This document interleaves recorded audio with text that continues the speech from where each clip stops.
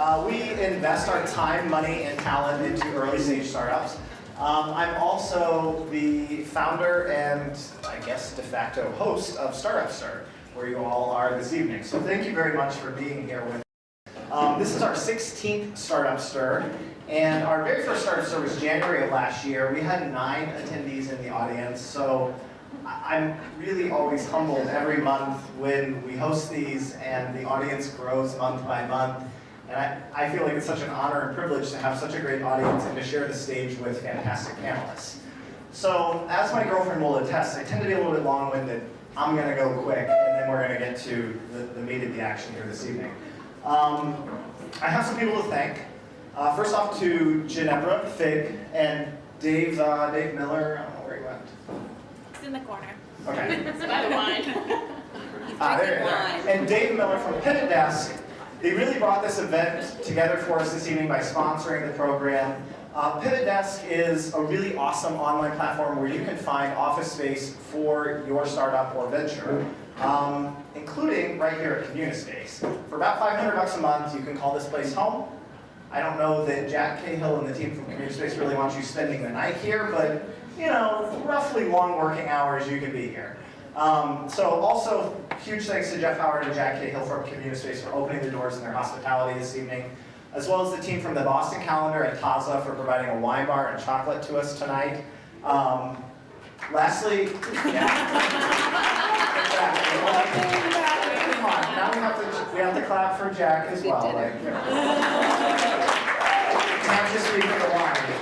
Attend.com provided our door check-in process tonight. Matt and his team did a great job. I hope you all found that to be fairly efficient. It's the first time that we've used a service like that, and we're very pleased with it. And then lastly, we are doing a giveaway. Oh yeah, wait, no, that's not Attend, that's Risley, I'm sorry. We are doing a giveaway. If you tweet #StartupStir, your tweet will show up here, as well as your beautiful face. And Grasshopper.com is giving away some swag from Poppin'. It's fancy office supplies, and Grasshopper provides entrepreneurial phone services with voicemail systems, mailboxes, etc.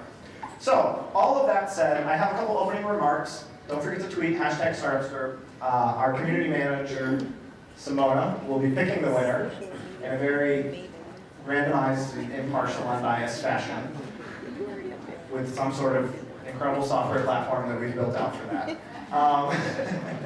So I have a couple opening remarks, then I'm going to turn it over to some intros from the panelists. We decided to do this program this evening for a couple reasons. Recently I was having a conversation with a very good friend of mine, Daniel Champong. I don't see where Daniel is. Hi, Daniel. He's the chairman of the board of Startup Stir, which is a nonprofit organization, and he asked me, you know, who was the first entrepreneur that I had met in my life and what inspired me to entrepreneurship myself. And I really didn't have to think long about it because it just quickly came to mind. And, you know, the first entrepreneur that I knew was, in fact, a woman. So when we were putting together a program for March, we decided that we wanted an evening of entrepreneurship, not necessarily women in entrepreneurship, because I believe that the women who are on this panel, Diane, what's funny? No. Okay. It's the wine. The Boston Calendar, everybody. So we wanted to do an evening of entrepreneurship instead of women in entrepreneurship, because I believe that these women are entrepreneurs first, who happen to be women. So when I thought back to the first entrepreneur that I knew, it was a woman. She started with a co-founder, and like a lot of entrepreneurs, the co-founder relationship didn't go so well, and so they parted ways. And she continued the business on her own. And she was kind of a one-woman show. She was the CEO, she was the COO, she was the CFO. I mean, she did it all. She had to wear all the hats. And in fact, that woman is my mother. Her name is Diane. She's not on the panel. It's not coincidental that we have 2 Dianes on the panel. I sort of sought that out to, you know, bring it full circle. And really, her product in this, you know, it's a little cheesy, but her product is me. And she was a hustler and an entrepreneur, not by choice, but out of necessity. So tonight is about empowering entrepreneurs, and tonight is about empowering women, and I'm very happy to have all of you with us. So I'm going to turn it off to our panelists, starting with Ginevra Figg. Oh, if you'd like to introduce yourself. We'll make some introductions. I have a couple questions for these ladies, and then I really want to open the floor to you guys. And Daniel, you're going to run mics. And I want to hear what questions you have for our panelists this evening. So I'm Ginevra, and I'm VP of Marketing for PivotDesk, which was mentioned earlier. I guess my experience or my world in entrepreneurship is that I was lucky enough to graduate college years ago and begin my career with a startup. It's not one I had founded or started, but to have jumped into that early in my career and have worked in startups for the last 9 years or so. And so what I come from is a place of exposure to entrepreneurship. So to sort of understanding the entrepreneur, the founder, and what makes the business actually move forward from an executional standpoint. I'm the one working on the projects that are pushing the business forward versus necessarily founding them myself. Where that puts me is in a place I would hope in the near future to be able to be an entrepreneur on my own. But that's just to give you sort of a little background on where my experience and in my opinion may be valuable to you. Thank you. That's great. Diane. Hi, everybody. I'm one of the Dianes, but I'm not Aaron's mother. Although I must say that I did the math, and this is really, really depressing to tell all of you, but I could be. And it would not have been a teenage pregnancy, which is even more depressing. Anyway. I'm Diane Hessan. I'm a couple of things. I'm the founder and still chairman of Communispace. So I was here to help build this room. And about 4 months ago, I moved on. I decided it was time for a new gig, and I had an unbelievable leadership team here who could take over and not miss a beat. And so I'm now in a completely new startup. I'm now CEO of Startup Institute. And Startup Institute is... There are Kristen. Oh, so we do have Startup Institute people. Oh! So Startup Institute, oh look, Janet! Startup Institute, if you don't know us, we basically, well, so here's the data. 70% of people in their 20s and 30s are either, are either underemployed or they're miserable in their jobs. And if they have a little bit of courage, they come to us and we give them the skills and mindset and most importantly the network to be able to find a job and a career and that they love, and hopefully that means that they love their life more. And we're about 4 blocks away. What else? You can tell that I'm a very big Red Sox fan. When you're a CEO, you make a lot of decisions and everybody says, oh, I don't agree, but I mandated that scoreboard over there and the chairs and the bleachers, and we love having this convening space. And I've got 2 daughters who are significantly younger than Aaron, 28 and 25, who are both in Boston and working here, and it's a pleasure to be here on this panel. Good evening. My name is Windsor Western, and yes, my name is Windsor Western. I luckily am not one of the 20s or 30s who is underemployed or hates my life. Thank God. Thank God for startups. I am a Mass Challenge alum. Any Mass Challenge people in the house? Yes, a few. Dave, you're not shouting, but I know you're here. There you are. So my company is called Her Campus Media. We're the largest online community for college women. About 5.5 million college women visit our site each month. There are 10 million college women in America. So it's hercampus.com. If you're not in college, probably haven't heard of it. It's not for you, but you're more than welcome to check it out. So I started the company my senior year of college with 2 classmates of mine. We're still the 3 of us co-founders based here in Boston. I have a perspective on self-funding a startup, bootstrapping, never raising money on purpose. So we can definitely talk to a lot of that, but work very much in the female media college space. There are 7,000 women across the globe that contribute to hercampus.com. So definitely all about women empowerment in that whole space. So thank you for having me. I'm the other Diane.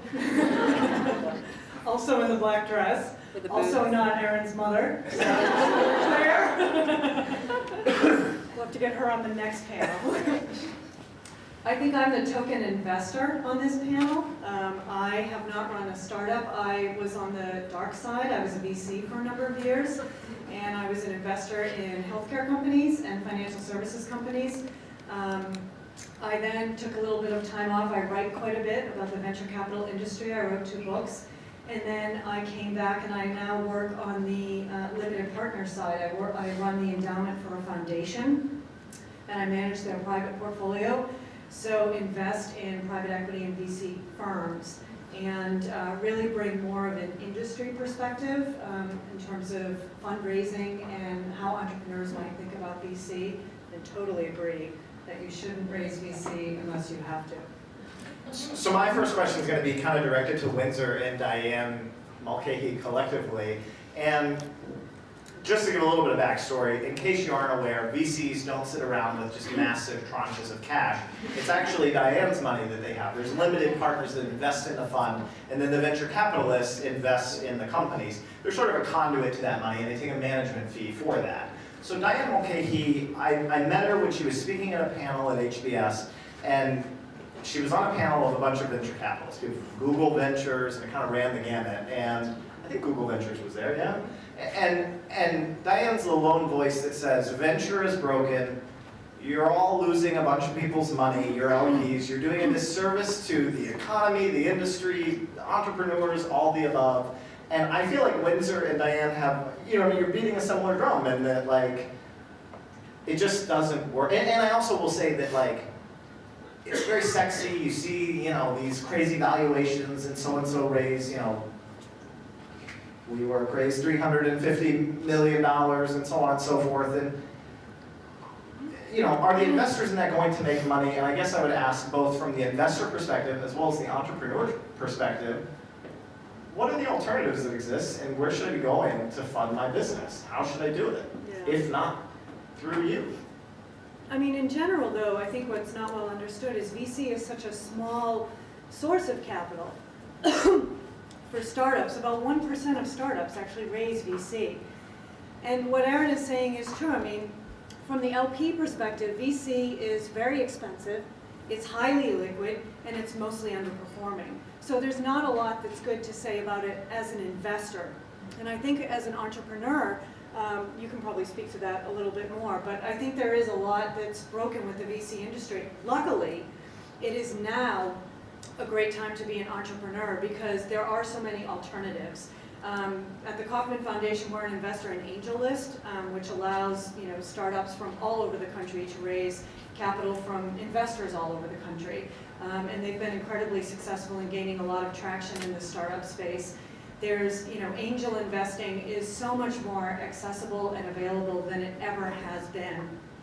And it costs a lot less to start up a company. So if you are an entrepreneur, I think now more than ever, there's more opportunities for raising capital alternatively. It's not like you have to go to the VCs. And that opens up a lot of competition in this space.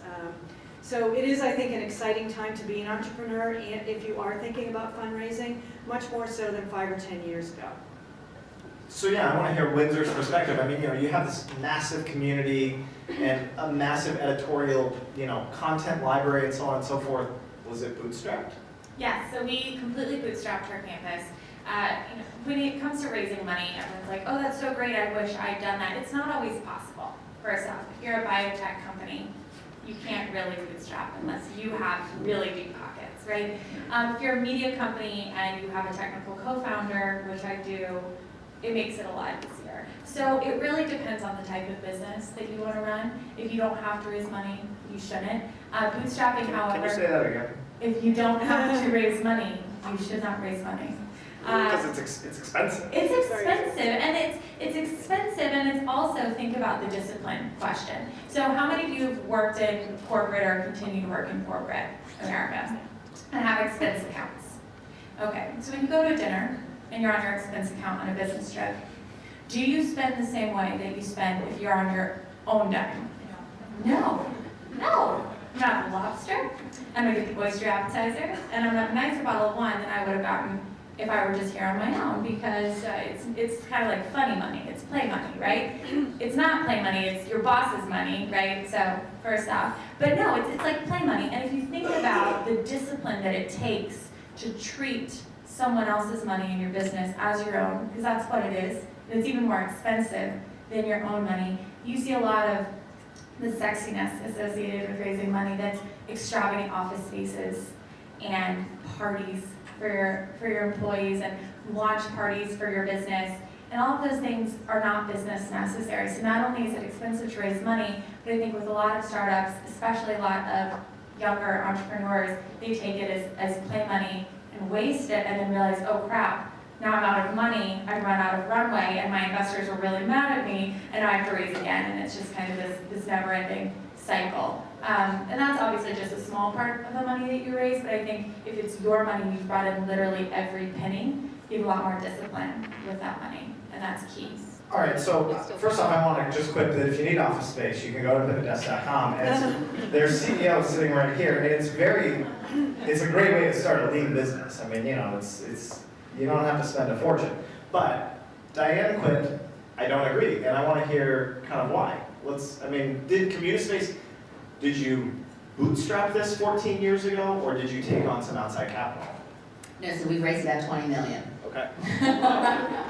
I don't know what, well, I'll tell you what would have And happened. it wouldn't be here today if it weren't for the money that you raised. Yeah, I mean, I think Windsor's right. It really does depend on what kind of business you're running. At the time when we started this company, it was 2000, and we were building enterprise software. And in the year 2000, when you built enterprise software, you had to hire a big tech team, and we were building on an NT platform, and we had a lot of costs involved in actually creating our product.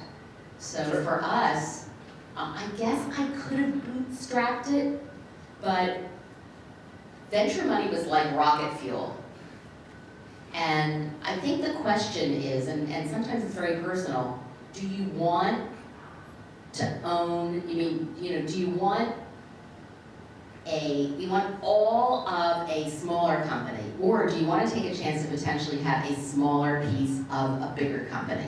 I mean, that's the question. For me, I wanted to build a large global enterprise that mattered. But do you want a whole apple or do you want a slice of watermelon? And you have a slice of watermelon, and it's bigger than the whole apple. Right. Maybe that's a bad analogy. What's the difference? There's kind of a common analogy in this, and yet that's what you're... It's kind of like that. I mean, what's your motivation? I mean, if your motivation is control, which by the way is not a bad thing, but if you want to be able to control all of your decisions, then giving that up and giving up your ownership is a really, really difficult thing. So I don't think it's just about having discipline, which is so important. I think it's how important is it for you to be able to not have anybody else interfering in what you're doing. And by the way, if you build a big successful enterprise, to what extent can you actually have a company that is super valuable where you own the whole thing? I mean, I think it's a great thing. For me, because of what we were doing, it really wasn't a question. I just thought that we were gonna miss the trend if we didn't raise money and build the company right away. And I was absolutely thrilled to have other people come in and have a piece of it, in return for their $20 million. And actually, the way we raised it is we raised 10, and then we raised 7 more, and then we raised about 3 or 4 more. And it's interesting, our last round that we did was... You were acquired. And then we were acquired, yeah. In 2007 was our last round, and after we raised that money, I mean, it's so interesting to see the dynamic, but our numbers, I mean, we were growing really fast, and then we kind of go like this. In 2007, after we raised our last round, I mean, our numbers went like this. We built a bunch of new products, we went to 3 other countries, we did a whole bunch of things to scale the business, which happened to be critical for what we were trying to accomplish. And I was just happy to have a smaller piece of it. And Communispace today sits at 450 associates, maybe 500? Yeah, I think close to 600. I don't know, because I'm not here every day And anymore. it was you and a handful of people around a table, or how did it start? I don't know the backstory. Yeah, we had it was the year 2000. It was the beginning of the internet. Everybody was talking about the 3 C's: content, commerce, community. I was really excited about community because what was community? AOL. Like everybody in this room had an AOL account, and if you're in your late 20s, early 30s, you had an AOL account with a really, really embarrassing screen name, which you got rid of when you did your college application. But it is funny because my daughters and I had the same experience with community. I mean, we all have a shared thing if you live in the US, which is that our first experience with community and instant messaging and having conversations with people that you didn't know that well was all the same, no matter what our age is. We thought that community would have serious business application also. It wouldn't just be games and fun. And so we had an idea. We implemented that idea. We raised money based on that idea. I, sold to clients based on that idea, and it was a disaster. I mean, we sold it, but no one was using the software. I mean, I don't want to dominate the panel, but it didn't work. And my investors were, at that point, I wish I had bootstrapped. I mean, they're like going to board meetings or pounding their fists on the table saying, I can't effing believe that I invested in this.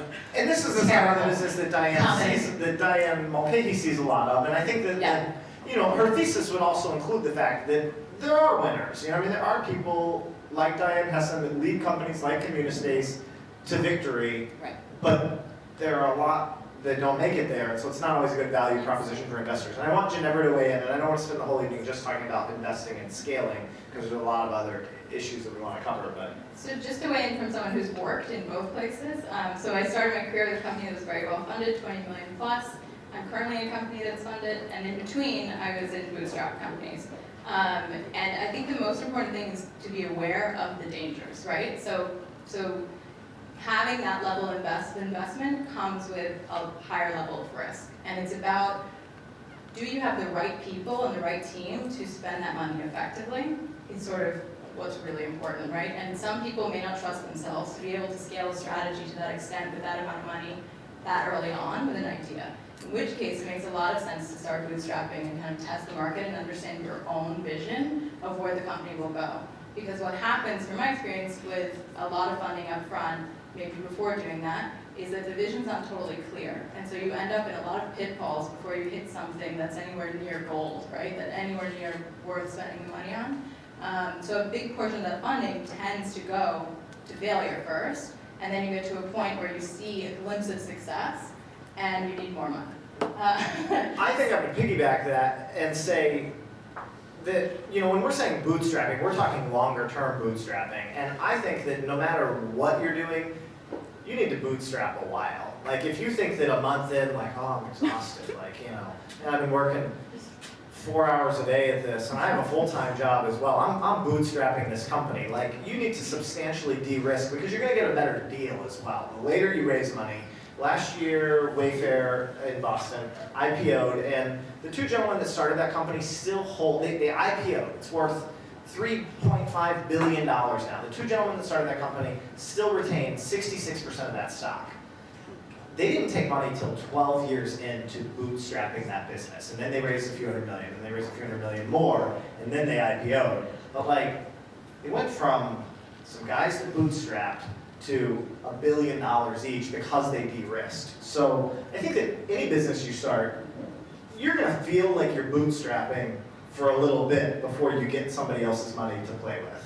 Yeah, and I think from my experience, or let's say what I would want to do if I had an idea that I'd like to scale, is that because of the digital space, if you can in any way distribute or market or have a feeler out there in the market online, do that first, right? Because that's the way of testing, is there value in the path that you're headed down? Is it positioned properly? Are you speaking to the right audience? All those types of things that you can actually get a feel for early on, which allows you to then pitch investors with a lot of more education behind what you're saying. which is valuable for them, it's also valuable for you, because when you get that money, you will go down a path that's a little bit further along than you would have otherwise. And so you get lost in the weeds a little bit less. That means something different for every type of business, but that's definitely my observation, is that if you can dabble in testing it in the market before actually going to get funding, I think it becomes maybe a more smoother transition. I just want to pick it up. Can I Yeah, just go say ahead. something? So I'm just going to say this to be provocative. I'm not sure I completely believe it. Why did I not see that coming?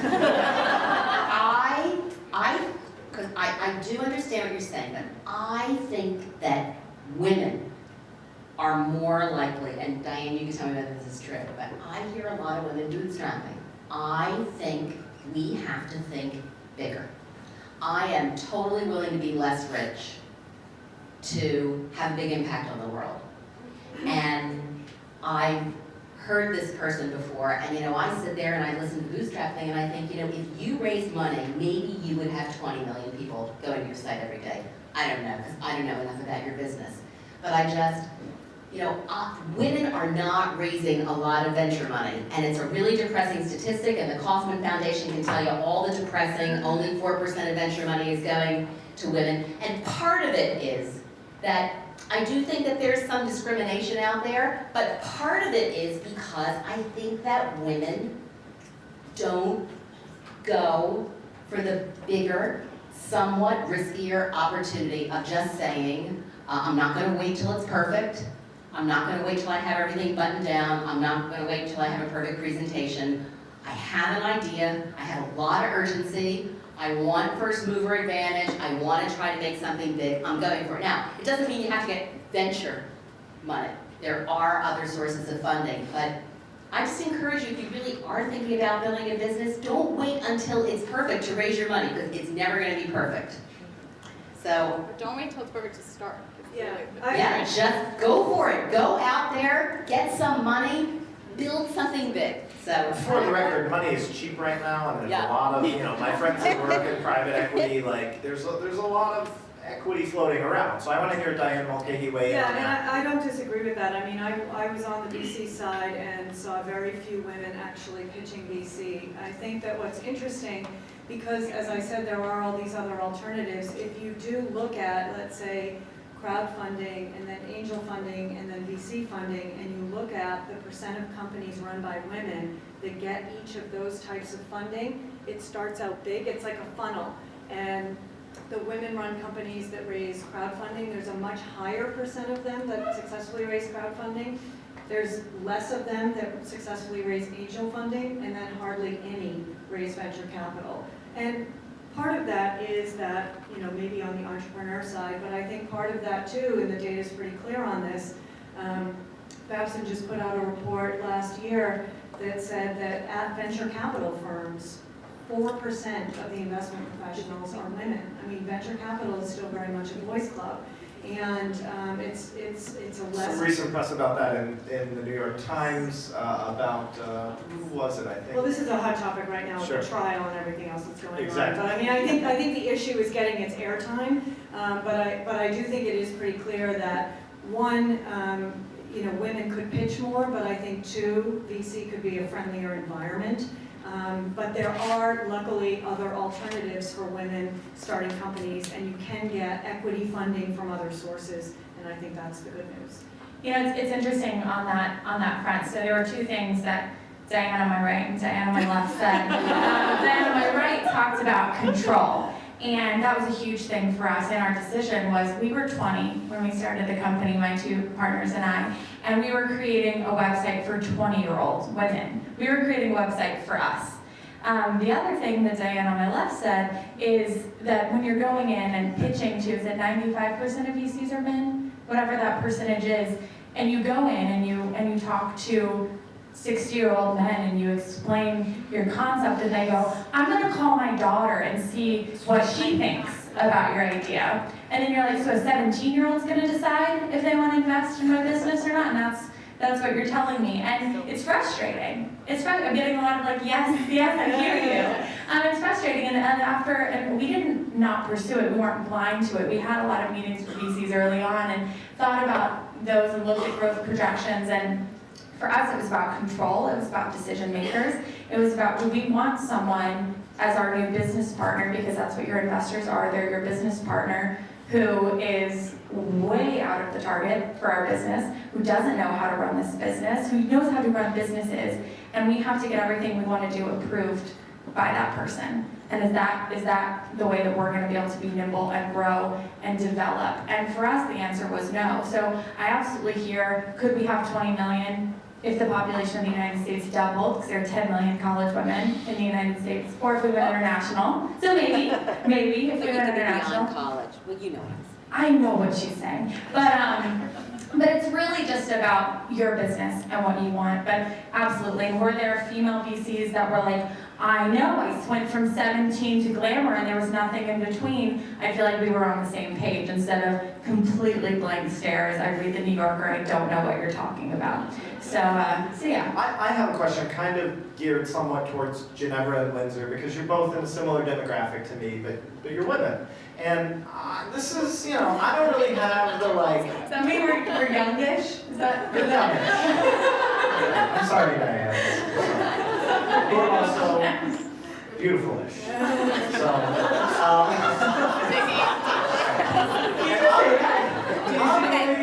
a little bit Tweet something really mean about it. I'm going to be a little bit controversial myself, and I don't know that I have that license. And my question is, why is it that when you see women-founded businesses today in the startup scene, most of the time they're woman businesses? They're things like Her Campus, or they're things like, you seems like women are pigeonholed into like starting, yeah, sure, a fancy bra line, a female website, an app for fashion. What's the one where you can rent the runway? I was going to say, what's the one where you can rent the clothes, rent the runway? So I would love nothing more than to see a young woman who comes to me and says, I'm working on an enterprise-level SaaS application that's powering the backbone of the internet, and we're doing, we've revolutionized TCP/IP, and we're delivering packets faster than ever before. I would be like, holy shit, yeah. So yes. So I think that there's plenty of women doing that. It's the amount of coverage they get for doing that that's really the issue, right? Yours would give the example of what a more technical opportunity would be. I thought of a woman who David and I used to work with way back when, who was an engineer at the company that David founded originally, and left to start what is basically an outsourced engineering program, and blew up very humbly, without funding and sort of on her own one-to-one relationship base, blew up this, and I actually I'm blanking on the name of the company. Quick Left, I don't know if you guys have heard of it, but she was one of the most humble, quiet female engineers you've met in your entire life. And I had seen her for maybe 5 years, and I met with her recently for just like a little mentorship, and her behavior was exactly the same way it was before, and she's just like bought another company, merged it as part of this, and is doing amazing things. The coverage of the fact that she's doing it and that she's a woman doing it is slim to none. There's more coverage about the fact that she has a cool office space than anything else. And this is someone who is very well respected. I'm not sure actually. I don't think so. Anyway, yeah, I think it's Ingrid Alongi. Definitely worth looking at. But yeah, I think it's mainly about the coverage. I'd also say that in the business I was talking about that was bootstrapping, we were doing a lot of info products and sort of digital products to teach sales training, which is normally a bit of a man's world, right? Especially the videos of the training, and it's all this masculine energy about how to close and sell. And we had a company full of 22 to 25-year-old women who all, and the CEO was a male, but everyone else was a very young female. And we were recording all these videos and selling them like wildfire because it was another take on a very infiltrated space. And it took off. And partially, I think because it was a different dynamic, a different voice, something a little refreshing in a space where it's the same message over and over again, and it did exceptionally well. So anyway, I mean, I think it's out there. We just don't hear about it enough. a great example of a company that could be bootstrapped. I mean, you know, it's a digital content product, so his overhead was relatively low, and so he was able to kind of. Didn't start that way, but yeah. Okay. All right. So, does anyone have any concluding remarks? And then I really want to open to audience questions because that's where it gets hot. So, anybody else? I mean, just to second some of those points, I think if you think of, oh, why are all the women only starting women-focused businesses? The press does like writing about women-focused businesses, which is true, but to say, I don't know if there's any sort of judgment there of, oh, it's a less than business because it only targets half of the world's population instead of, you know, the entire, but a much smaller segment of the world's population. I'm not trying to buy that argument at all. And also, I have a technical co-founder who's a woman. People assume, oh, was it you guys and some guy who built your website for you? Was that the way it worked? And you guys did the lip gloss and they did the coding? And no, we have a female co-founder, technical co-founder. Our entire sales organization is women, and sales is a machismo thing, and I think that any business you run, whether it's for men or women, there are jobs that you would say, oh yeah, you gotta get a guy in there, gotta get a hard ass, and he's gonna be the one that's gonna fire people and the one that's gonna really tie your business together. And no, I fired someone this morning and I'm fine, right? So it's, yes, actually. So I think it's not to say that you are less than an entrepreneur if your business targets women or anything along those lines. So that was just some thoughts. Get off my chest. By the way, I went to a talk the other night with Diane, Hessan, and she's, you know, you're tough. Like, you'll tell her like it is. Like, I'm just a little afraid to sit on this panel. And you know what? Actually, there were two really insightful points that I took away from that talk. And I just, you know, I don't want to quote you, but I think they're worth repeating. One, I actually brought up on a phone call last night with Daniel, who's going to take my microphone in a second to open the audience questions. And that was to scale your organization doesn't mean to scale your technology, but rather to scale your leadership. And I thought that was really, really insightful commentary that, you know, here even growing and running Startupster, we're employing a lot of technology. We have, you know, increasingly awesome, you know, event registration tools and so on and so forth, and we're analyzing our attendee data and you know, that kind of thing. But really, what we're really trying to do is empower people like Simona to scale our leadership so that the organization can grow beyond Boston, so that we can open Startupster in Philadelphia, in Miami, and other cities.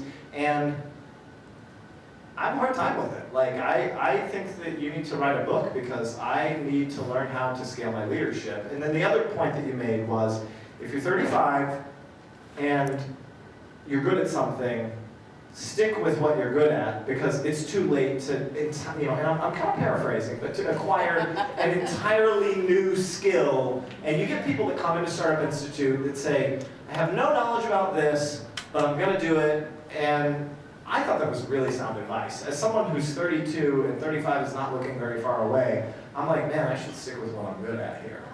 By the way, I don't think, well, so I can comment on this. First of all, I don't think it means that after 35 you can't learn anything new. What I really meant was... My paraphrasing was... Yeah. Because I'm 60, I'm learning every day. I do think that part of your job as a leader, whether you're doing a startup or not, is to learn as much as you possibly can about what you're really great at and what you suck at. And if you're really bad at something and you're 35 years old, like if you're a bad project manager and you're not organized, like don't go to project management school, because you're going to go from absolutely god-awful to just god-awful. You know, and I think that, and by the way, I do think this is about how you do performance reviews also. I mean, I think we all need to figure out what we're really great at and invest in getting better and better at what we're great at. And sometimes that means going back to school. I mean, when people go to Startup Institute, they don't pick the track that they're least likely to be successful at. They pick a track that they already think they have a lot of potential and they try to get better at it. So, you know, I really think it's more about that. You know, in terms of scaling your leadership, you know, I'm an angel investor now also. So people always say to me, what do you look for when you invest in a company? And I ask myself 3 questions when somebody's pitching me their company. One is, how big is the problem? Are you solving a big problem or not? So when women do one more bra business or one more shoe business, I don't say, oh gee, there are too many women doing it. I agree with what you're saying. There are plenty of women solving big problems, but it's like, oh my gosh, like, that's a really small problem. So where are the really big problems? Is this a good, juicy one? The second question I ask is, does what this person is doing solve the problem? And that does take domain knowledge.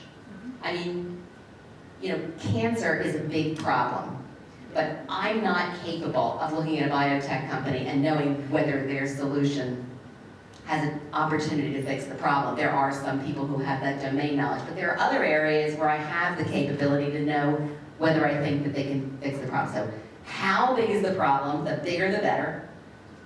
How good is the solution? Takes domain knowledge. And then the last is, how capable are the people sitting in front of me of actually doing something about it, taking the solution and turning it into a business? And in the last one, I do think we sometimes, the technology is part of number 2, but number 3 is you have a team that can execute.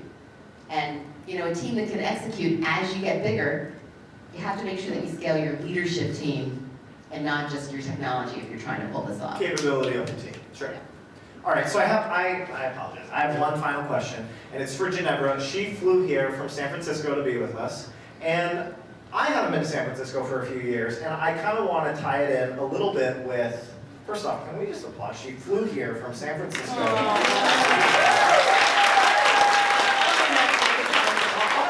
We should let you talk the whole time. I'm going to have some more wine. You're our first out-of-town guest at Startup Stir for starters. Like, this is big time. We don't normally have people travel in. So she wanted to be with you. My question is, and I haven't been to San Francisco for a year or two, and I'm not really involved in kind of the startup scene there. What's it like from a woman's perspective in a very male-dominated culture at the epicenter of Startup USA and kind of, machismo USA in San Francisco? What's going on for females in San Francisco and Silicon Valley, and how are you a part of that? So I can only speak from my perspective, right? And a big portion of this comes from the fact that I was brought up in New York, giving me a certain energy and a certain pace of life, which you guys will understand. A bit of that. And so to take a New York transplant, essentially, and put them in San Francisco, for me, it's much more about the energy and the dynamic I grew up with on the East Coast and how that plays out on the West Coast. And so I think I have a hard time saying, how do I as a female interact with the startup world in San Francisco? And more, it's like, how do I, as a very aggressive forward person, react with the startup world in San Francisco? And to me, that's like the clash that exists. And maybe if I was a more passive, stereotypical female or something like that, it would stand out to me greatly. But it doesn't really, because there's no one who I step into a conversation with or a room I walk into and think, well, I'm a female, so how is this engagement going to play out? It's much more about my aggressive personality and however that works. So it's a really hard question to answer it. And it's funny that it immediately triggers me to think about personality over anything else. But I would say, I don't know, I don't notice it. And I don't know if that doesn't help anyone in the room, but I don't. I mean, I think that's great. I think that speaks to your strengths. Yeah, I guess, or maybe. Take credit. You're like, hell yeah, it does. Hell yeah, it does. All right, so we're going to open to questions. And then I hope you're tweeting #StartupStir because Simona's going to pick a lucky winner. She's tabulating very carefully. Yeah. Way in the back with a bartender. Sean from the Boston Calendar. .com, who really has done a very good job promoting our events for us.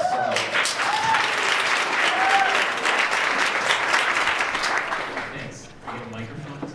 This is fancy. I just had a question. There's a lot of talk about raising money, and one of you said, just go out and raise money, and don't think about anything else. But that's, I feel like, tougher said than done. So in terms of raising money, depending on where you are are as a startup, do you have any tangible, like what would be the first step in terms of raising money? And any of you can field this question. Like say you're a startup that has a decent user base, you may or may not be like a viable candidate for investment money. Like what would you do? Would you just hit up angel sites and like find emails and cold email the group? Would you like reply them on Twitter? Would you hit them up on LinkedIn? Would you go to events and try to network with them? Because I mean, I think a lot of people spend a lot of time trying to raise money. Some people succeed, some people don't. Like what would be the first steps? And then beyond that, what do you do when you connect with an investor? Do you ask them, hey, can you look at my pitch deck? You know, do you get coffee with them? So that's kind of my general question. If any of you could answer it, I think that that'd be great.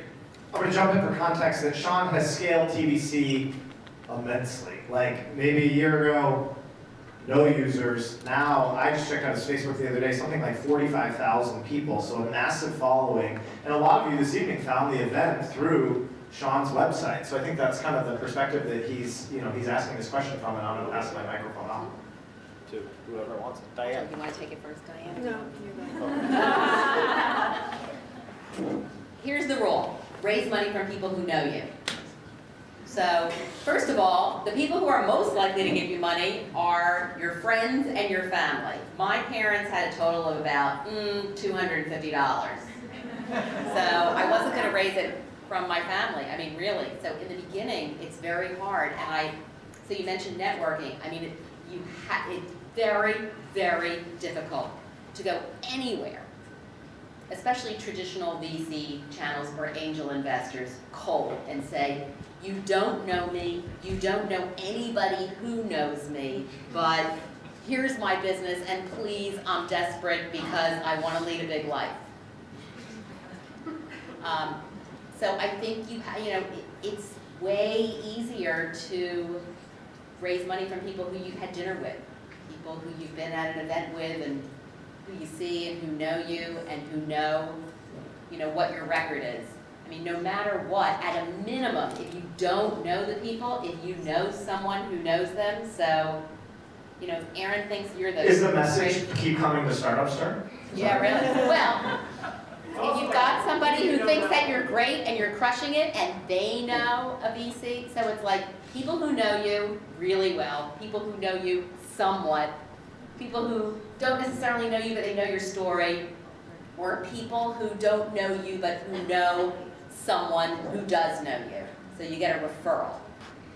After that, the success, I think the statistics are really low. Going in cold, having absolutely no connections, it's just really, really hard. I think then you have to go more online, more to Kickstarter, more to something like that. So the question really is, who do you know who knows somebody, or have you built a relationship with someone? And you have to be out there, and for women, guess what? If 95% of the VCs are men, you will not meet, chances are you will not meet VCs by just going to women's events. So, you have to take a risk and get out there and, kind of earn the right. And I think that's part of why it's easier. People are much more likely to invest in somebody they've invested in before who's scaled a business and become really successful. And that's less a sexist thing and more that, you know who you trust and who's delivered for you in the past. I'm going to take the opportunity to say that next month in April 16th, we're hosting a banking and venture capital for your startup event at the Capital One 360 Cafe in Back Bay. So there'll probably be a lot of male VCs there. All right, next question. Dave Miller. I was going to change it off funding a little bit. Question for Windsor. So there's a bunch of cool programs in town, Mass Challenge, Techstars, Startup Institute, and many, many more. I guess there's a one-word answer first, and then we can follow up with a description here. But you guys won, I think it was $50,000 from Mass Challenge? Yes. So out of the time you spent there, what was more valuable, the money or all the other things that came from Mass Challenge? Well, I hired Chelsea with that money, so, and someone that's a good friend of Dave's. So it's, that makes it tougher. But, you know, you have to think beyond just the money that you get. One thing that I loved about Mass Challenge, and I don't know the details of Startup Institute or the other programs, is that they didn't, at least when I was in the program, take any equity in the business, which they still don't take equity, which is great. And that was a huge differentiator for us. Applications open now. Yeah. And it's fantastic. It really is a fantastic program. And we were in that space for 2 years. And I think we annoyed the crap out of a lot of people, including Dave. Yes, including Dave, who were there, because we were this very loud, large group of women. At one point, we actually had 24,000 tampons delivered to our office. It happened. Kotex was an advertiser. Wrong address. Yeah, that was an issue. Here's one in my office address. But, you know, but seriously though, Mass Challenge was an incredible experience. And so the money was great. $50,000 sounds like a lot of money. Doesn't actually last that long. But it was the office environment and that space and being surrounded by awesome entrepreneurs and having that sort of energy all around you was just absolutely invaluable. Was that the right answer, Dave? I feel like you were looking for a right answer. No, I wasn't looking for it. No, but seriously, that's the answer, is that when you're surrounded by entrepreneurs, and I think that's something that's really interesting about PivotDesk, is if it allows you to be in an environment where you're going to feed off the positive energy of the people around you, off the innovation of the people around you, it's going to be a heck of a lot better than next to some kids who don't want to study for the finals at Starbucks. I think there's a lot to be said about the community or the environment you're around when you're starting something or thinking about starting something, because that's one of the biggest hurdles, right? Is taking that leap, taking the first step so that things will start to come together. And the more you have a community of other people who are taking the same risk or putting themselves out there in that way, I'm sure that it's empowering, right? And so I can imagine to be in a community space like that, the power behind it in terms of just stopping you from your doubt and from going back to your basic job and working for the man. I think there's a lot of power behind that. Go ahead. Hi, everybody. I'll introduce myself. My name is Rika. I have a huge question about being a minority business owner in a space that doesn't necessarily look like me, and being able to own it and move forward with it in raising capital with VCs and also in crowdfunding areas. What's the space? So I am actually starting up a beauty, another business, but we want to deliver beauty professionals to people's doors to offer hair and makeup, and also esthetician services, and our work To their homes? to their homes. Give anybody And tomorrow morning? offices. Actually, I could get someone to you tomorrow morning. And also we're actually designing devices. What's it called? Beauty Link Where can I with find a it? Y instead of an I.com. And we are currently not really taking paid customers. That happens in the next month.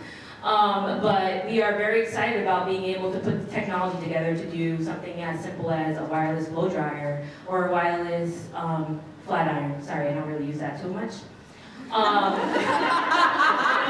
all people can tell in here. And the hardest part of it is being a minority woman and going into that space.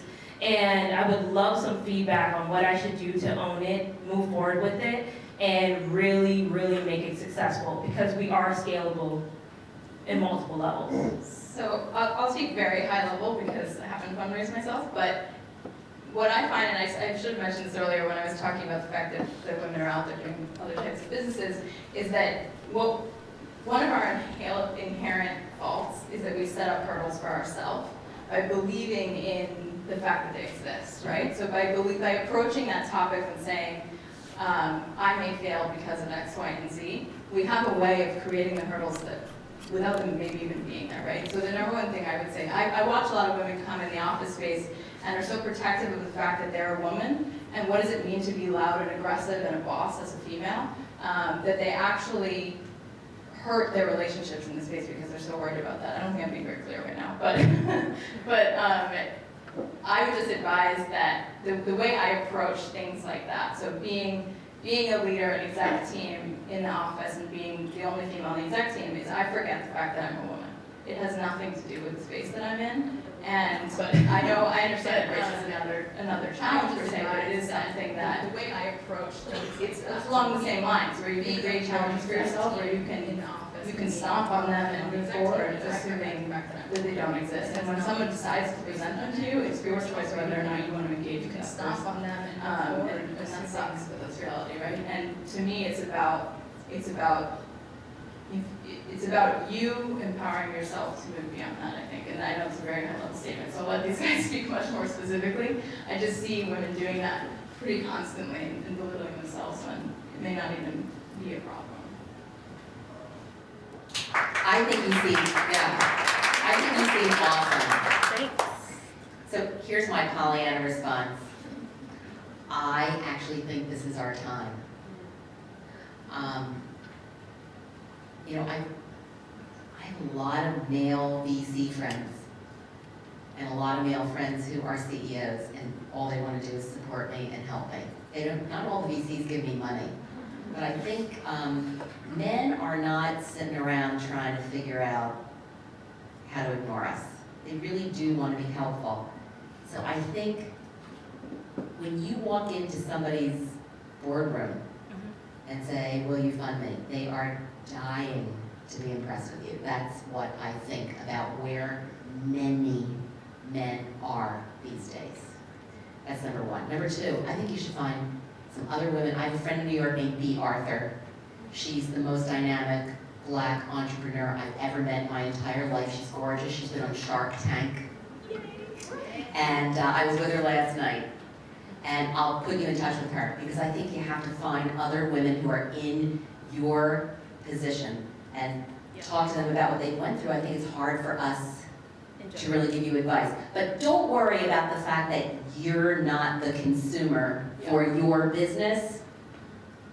There are 90% of situations we're not the consumer for our business, especially when it's a big idea. But in terms of the the ethnic thing or whatever, you got to really work hard to find people who know what it's like to walk in your shoes.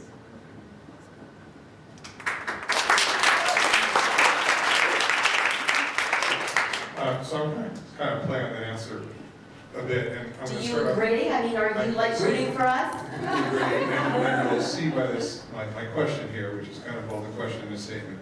So I think it's an awesome event. I was actually mentoring a woman-only CEO accelerator yesterday in Boulder. Why? Because they asked me to. And they deserve to have people helping them. Right. And I look around the audience here, and obviously I've never been at a startup event in my life, and I go to a lot of startup events where I've seen so many women. But the question is a little different. Because I try and look at it a little bit bigger picture, and I know we keep talking about the male-female dynamic here. I don't think it's, the bigger problem in my mind is the non-white male problem, right? So it's not just about women, right? I think women obviously are a big representation of the population that doesn't get properly represented, but they're not the only population that doesn't get represented. And when you're out there trying to build a business and start a business, it's a scary fucking thing to do. Right? And everyone here that has done it knows that. If you haven't done it, you don't know how scary it is. I guarantee you don't know how scary it is. Right? It is without question one of the scariest, hardest things you will ever do. And the only way, a lot of times, to get through that is to have mentors. Is to have people you can talk to that have been through it, that have dealt with the issues, that can help walk you through the stuff that you think is a unique problem to you, and I guarantee you it isn't.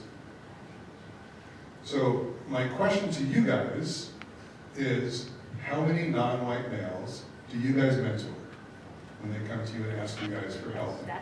And how do you help them, and how would you recommend for other people that are looking for help that they go about getting help around here?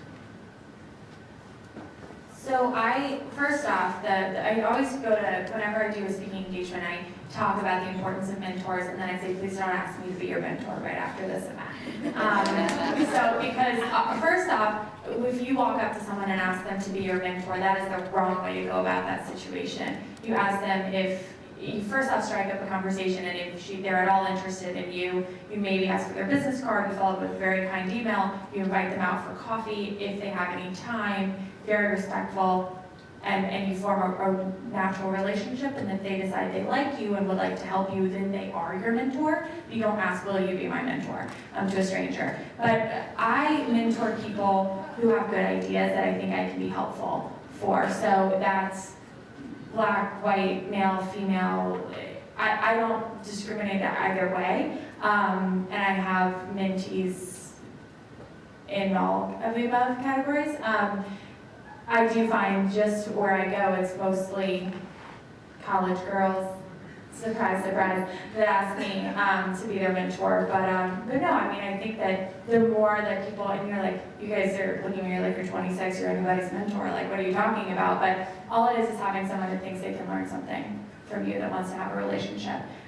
So in terms of being a mentor too, I think that's really important, that all of you that are here learning and have the opportunity to find mentors, but also to mentor others.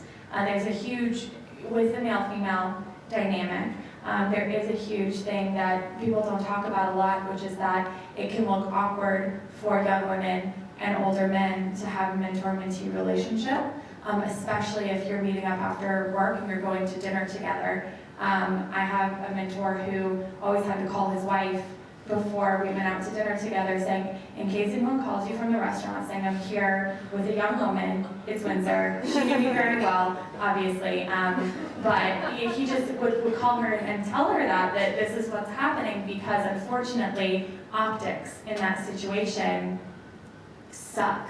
Those optics suck, right? And men don't have to worry about that. So I think there's the opportunity to think through that, not let that stop you at all, but also think of yourself as a mentor to others and not limit those relationships to you have to be a certain age or you have to have a certain level of experience to help anyone else younger than you.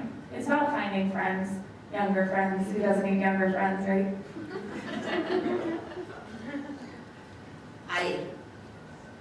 I think it's really hard to have one person who's a mentor.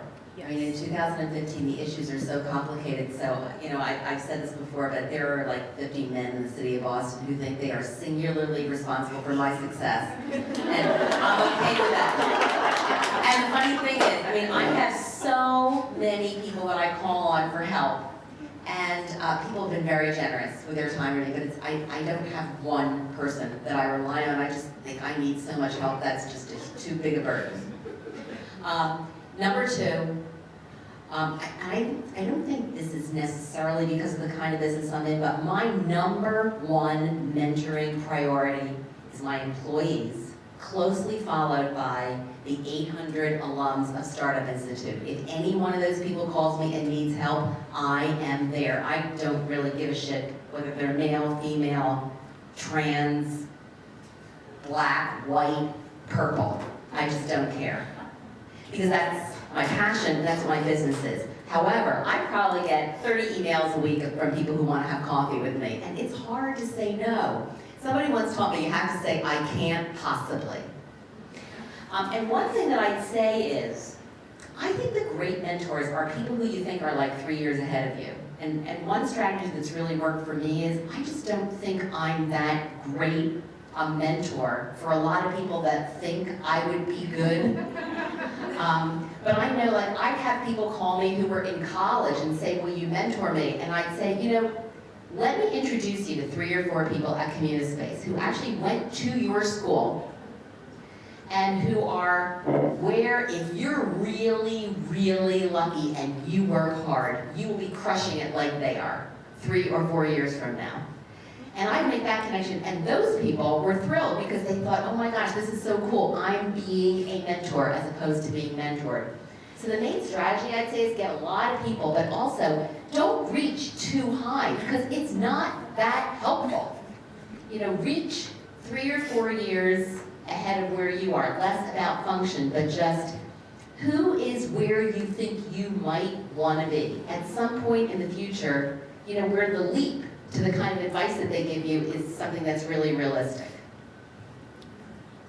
Yeah, I would agree with that just from my own experience, because since I started in startups right out of school, I moved up quite quickly, right? Because you have a lot of exposure, you have a lot of opportunity to work on major projects early on.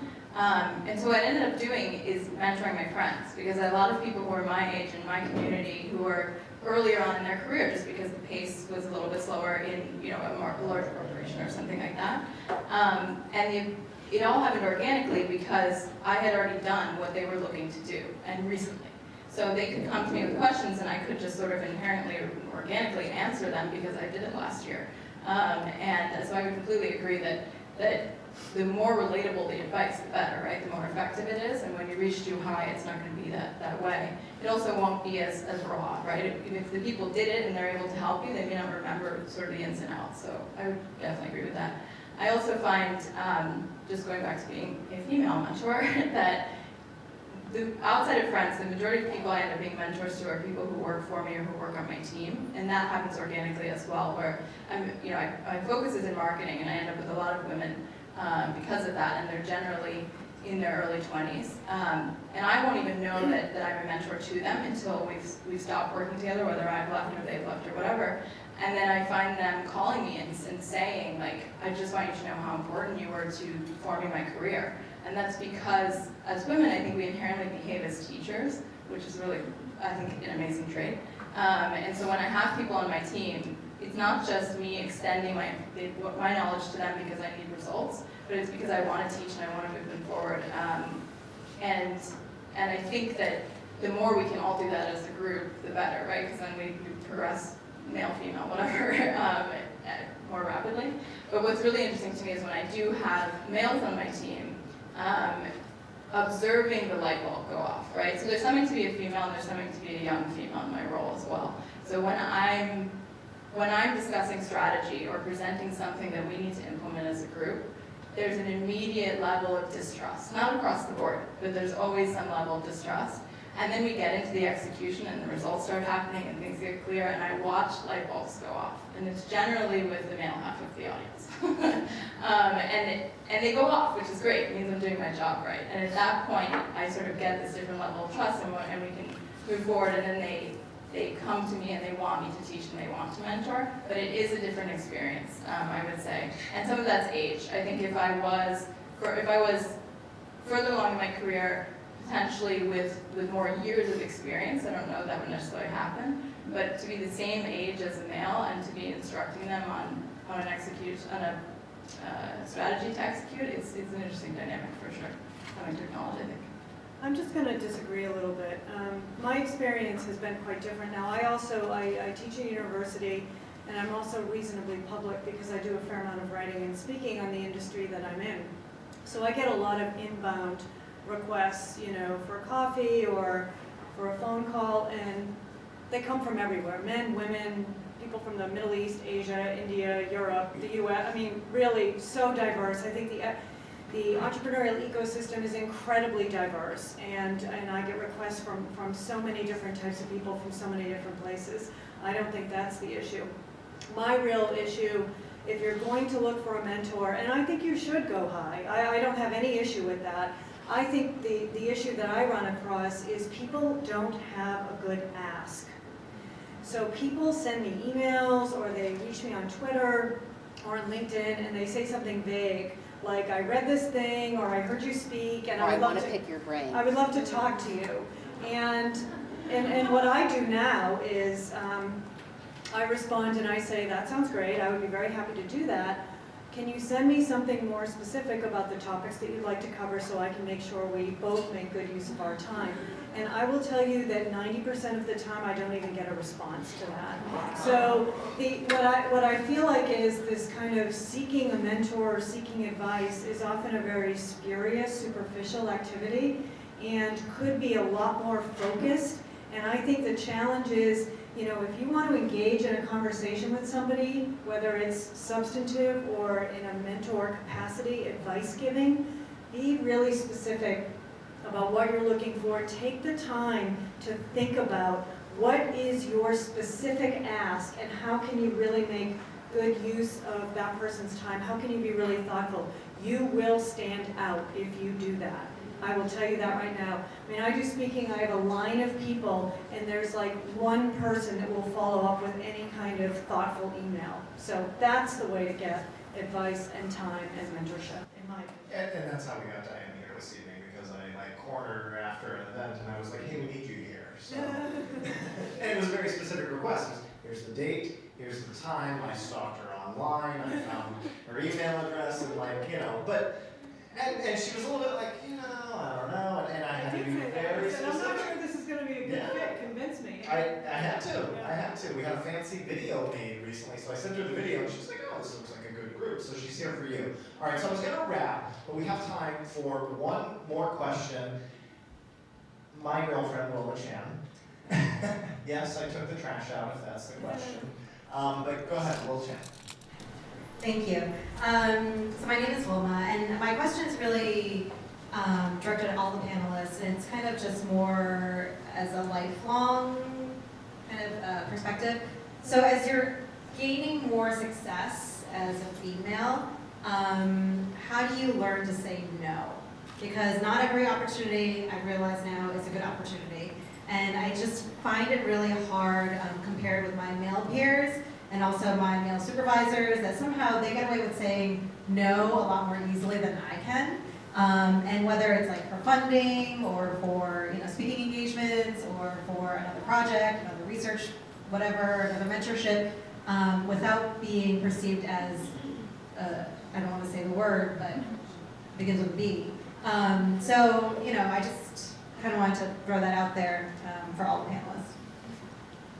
I mean, I'm happy to comment on that. First of all, I would say we're way beyond that, I think. And I think no is a complete sentence. So I don't know that you need to go beyond that. But I'm in a position where people pitch me all day long, all the time, for funding opportunities, for startup companies, for mentor requests. I'm a professor, so I have students all the time. And I think if you need to say no, I think saying it quickly, kindly, and nicely, I think is the way to do it. But I don't think you need to go into a long explanation or digress into your deepest rationale. I think it's just really being kind and responsive is the best way to go. I think we can't please everyone, and we try to, probably maybe more than males.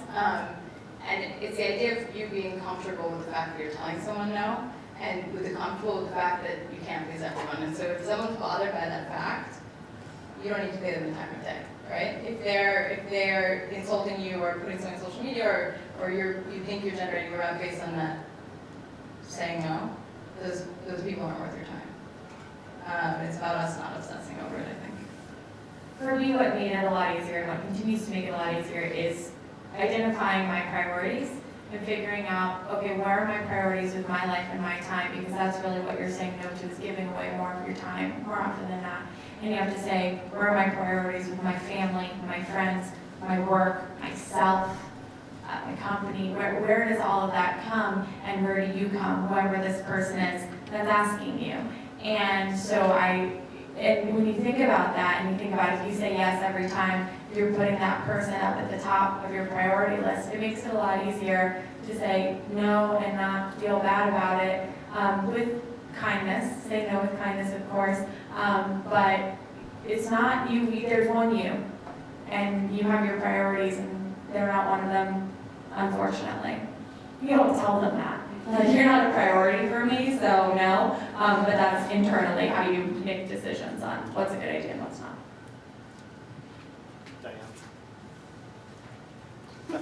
Diane would just tell you. She would be like, hey. All right, so we're going to wrap up. Simona, how we doing?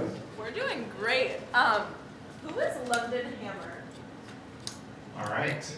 London Hammer. Hold on, I'll put All right, it so quickly. London, yeah. Thank you very much for feeding #startups.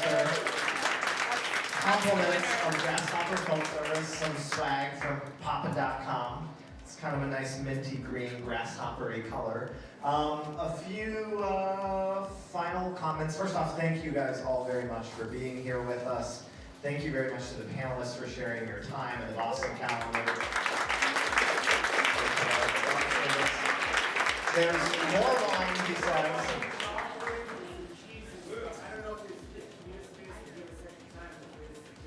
So stick around for a few minutes. minutes, but not too long. Thank you to Jack Cahill and Jeff Howard from Communispace, as well as to PivotDesk for being a conduit to opening the doors of Communispace for us. And lastly, we have a little thank you gift for each of our panelists, provided in compliments of Grizzly. Grizzly is on-demand alcohol delivery. If you use coupon code StartupStir, you get free waived delivery fee. Doesn't mean free alcohol. We don't charge you the delivery fee. So. Oh, and you know what? The fifth one goes to Jack. Jack, we have a little something for you here for Grizzly. So, again, everyone, thank you very much for coming. You'll get an email about the next StartupStir, and I hope to see you next. Thank you.